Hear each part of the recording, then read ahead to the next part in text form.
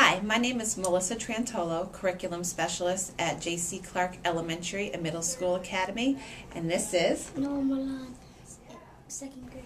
A strategy that Hartford uses to help students be at grade level in reading and also help with their comprehension is the S.U.R.E reading strategy. The S stands for stated the question in my response. U used evidence from the text to support my answer. R relied on the author's words. And E, every part of the question was answered. The question that we're going to be modeling the S.U.R.E strategy is this.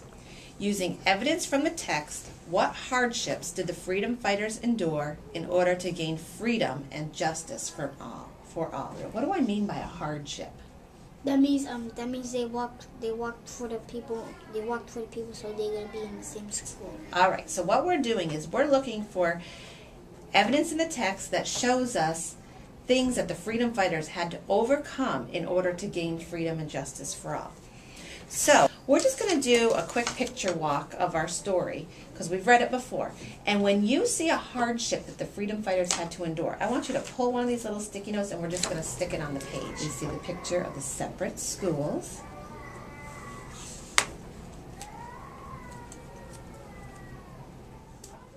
Okay. So we see one hardship, them having separate schools. Why do you think that was a hardship? Because divide out people by colors and races with harsh written words that are slapped on the walls. Okay. What about this picture? Is this showing a hardship? Yes. Yes. Tell us about this picture. Why is this a hardship? What's happening here? The guards are protecting the kids from the people that are outside because they think whites and blacks cannot go together. But what are these children doing? Walking into the school. And what kind of school are they walking into?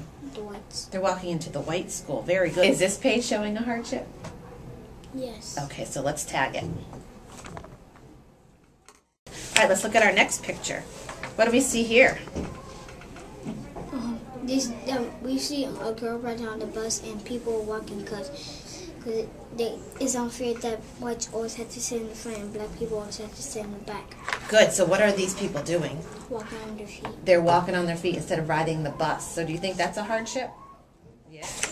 All right. What about this picture? What's going on here? They're using their food. They spilled mustard on that man. They spilled sugar on that lady. They spilled mustard and sugar on that man. Okay. So would that be a hardship? Yes. Okay, let's tag it. So let's go back to our S.U.R.E strategy. State the question in my response. I want to state the question in my response. So it says, using evidence from the text, what hardships did the freedom fighters endure in order to gain freedom and justice for all? How can I start the answer to my question using this sentence stem here? All right, what are we talking about? Hurts. Okay, so I'm going to highlight that. And what about the hardships? What happened? They walk.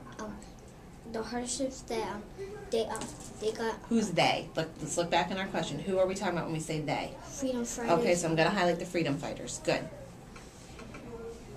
And what were the freedom fighters trying to do? Look back in our question. In order to gain freedom and justice. For Okay, so they were trying to gain freedom and justice for all. So I'm going to highlight that too. Now, the highlighted parts are the parts that I'm going to put in my answer. This makes it nice and easy for me. So I can say, the hardships the freedom fighters endured in order to gain freedom and justice for all are, and then we're going to use our evidence to list them. So go ahead with your pencil and start writing the question stem in your answer. And use the highlighted part to help you. So go ahead and start. So right now you have stated your question and your response. The hardships the freedom fighters endured in order to gain freedom and justice for all are, and we're going to go back to our text. We've got a lot of things here. So what's one hardship you want to write about? the school. Okay. Okay, so what do we want to say there? The hardships that read right from here. This is going to help you. The hardship the freedom fighters endured in order to gain freedom and justice for all. are, and what are you going to tell me? Or that they were treated unfairly. Okay, that the students in school, tell me what you just said, it was awesome. Were treated unfairly. Awesome, put it down. Very good. Now let's pick another one. What about this picture? What's going on here? What's another hardship? That the girls on the bus, she's all alone with the bus driver. Then the black people are walking. Okay. So why don't we put that in there so we can say the hardship the freedom fighters endured in order to gain freedom and justice for all are the students were treated unfairly and the bus passengers had to walk on weary feet. Awesome. Write it down. And rely right on the author's word so you can know how to spell passengers because it's right there in the text, okay? Excellent. Okay, so we answered one of our open-ended questions. Now what we're going to do is we're going to go through our S.U.R.E to make sure we did everything. You did state the question in your response because you talked about the hardships the freedom fighters endured. Did you use evidence from the text to support your answer? You did because you talked about how the students were treated unfairly and you talked about how the bus passengers had to walk. Did you rely on the author's word? Yes. Yes, you did. And was every part of the question answered? Yes.